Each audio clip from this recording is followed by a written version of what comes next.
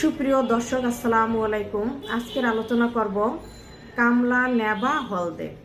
এটাকে আমরা সবাই যে নামে পরিচিত সেটা হলো জন্ডিস।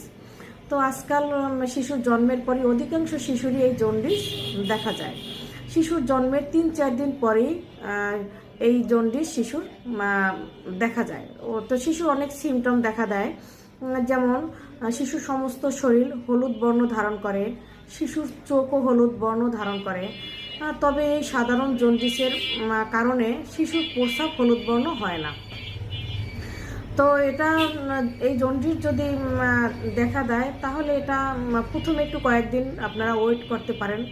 এটা আসলে 2-1 দিন পরই আপনি এটা সেরে যায়। আর যদি এটা আপনি ভালো হয়ে না যায় তাহলে একজন ভালো ডক্টরের শরণাপন্ন হতে পারেন। তবে এটা একদম ভালো করা বা নির্মূল করা সম্ভব। এটা একদমই পরিপূর্ণভাবে ভালো হয়ে যায়। এটা নিয়ে আসলে ভয়ের কিছু নেই। তো আজ এ পর্যন্তই। নেক্সট ভিডিওতে আবার দেখা হবে। আর আমার এই ইউটিউব চ্যানেলে সবাই একটু সাবস্ক্রাইব করে দিবেন, তাহলে আমার নিত্য নতুন ভিডিওগুলি আপনারা সবাই দেখতে পাবেন। সবাই ভালো থাকবেন, সুস্থ থাকবেন। আল্লাহ হাফেজ।